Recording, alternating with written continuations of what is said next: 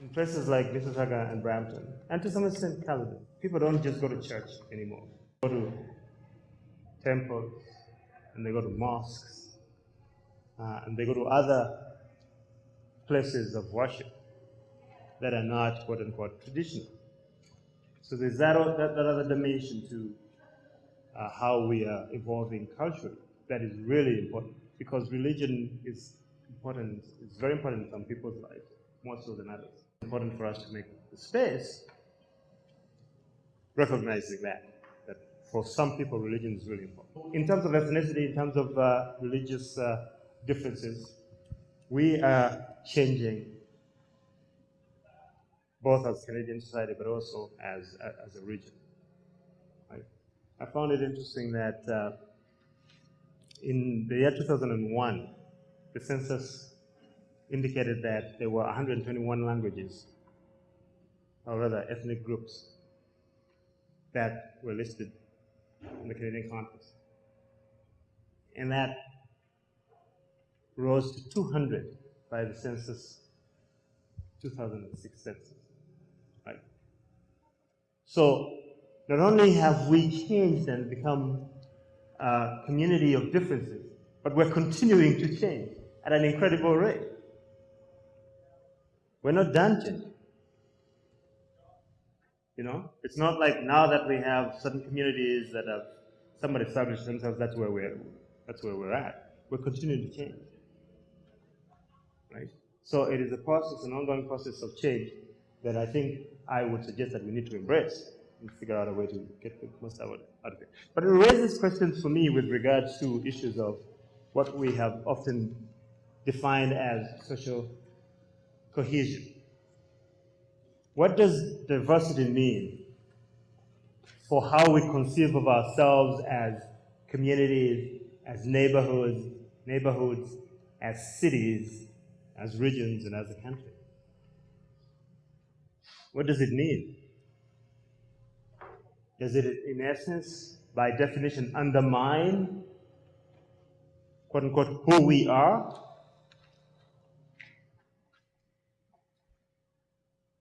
Does Canada becoming more multicultural mean that something fundamental about Canada is being lost?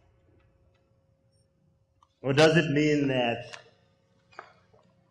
as I would argue has always been the Canadian way, that we are becoming something different, that we have always been becoming something?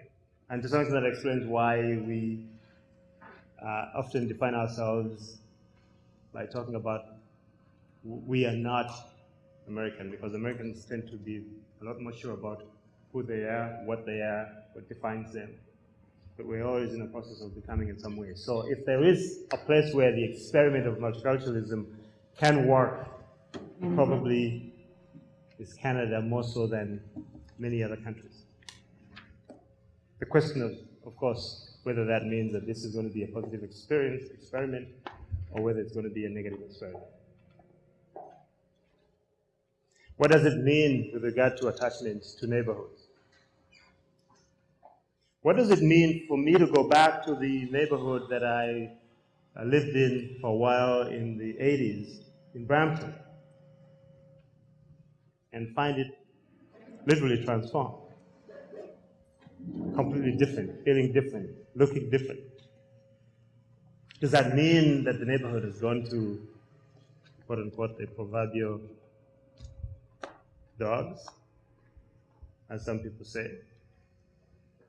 Or does it mean that that neighborhood has an openness to a potential vitality that arises out of unexpected coming together of differences of culture, ethnicity, and religion, and language?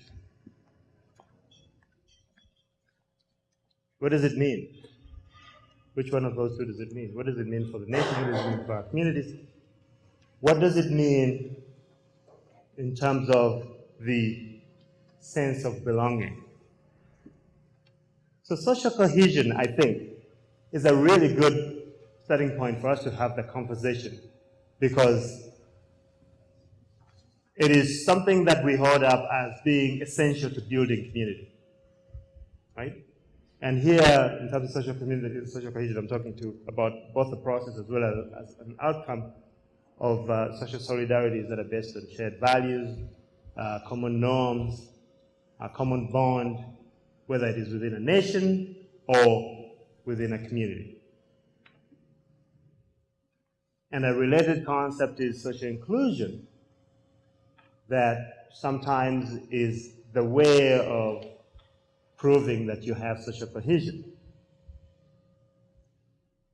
But some people have suggested that social cohesion and social inclusion are not necessarily mutually exclusive, but they're contradictory concepts. And I think that I would take a different approach to social cohesion. I would suggest that social cohesion is related to social inclusion. And Jen Jensen has argued that social cohesion is the absence of exclusions and marginalizations. That it actually means being able to include everyone and ensure that there is a sense of belonging for all. That it means holding at bay the isolation and marginalization of particular groups, ensuring that there is full engagement for all members of the community, a recognition of people's distinctiveness, not as a means of excluding them, but as a means of celebrating those distinct identities.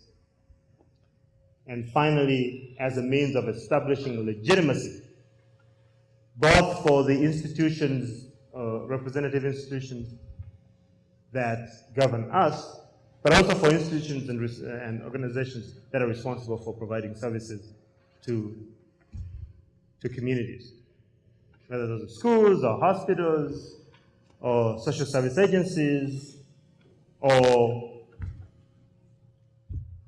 universities, colleges, recreational centers, right? That all of those, you cannot maintain social cohesion unless and if all of those are able to provide services to all members of society, and all members of society can access services through those processes.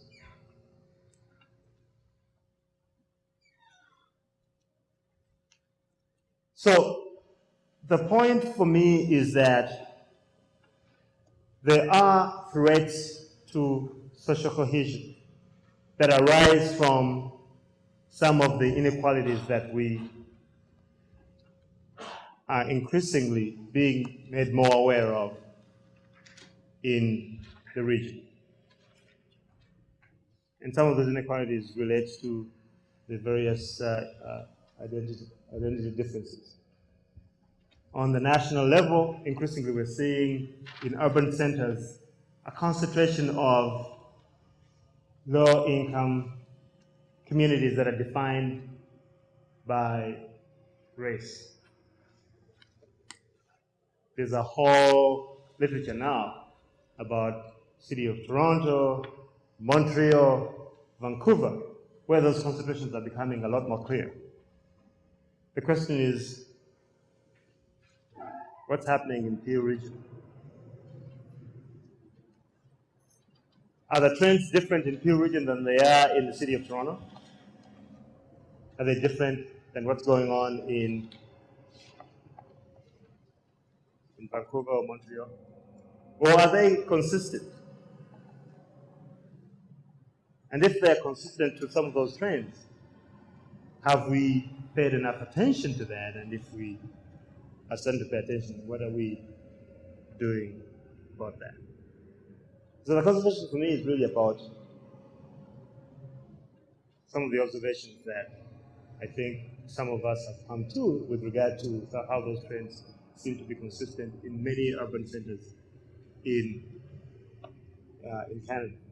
And that in a place like Peel region, where we have a significant flow of immigrants, and we have a fairly high number of racialized populations, the questions, of course, become obvious. The other question is around the issue of racialization of poverty. And what I'm talking about here when I'm talking about racialization of poverty is the disproportionate experience of low income amongst racialized groups, both at the national level, because we now have enough data to establish that, but also at the provincial level and at the regional levels, and especially in the urban centers. So on the one hand, we have an increase in the numbers of racialized people in urban centers in Canada. On the other hand, we have this experience of disproportionate exposure to low income. The question, of course, is what that means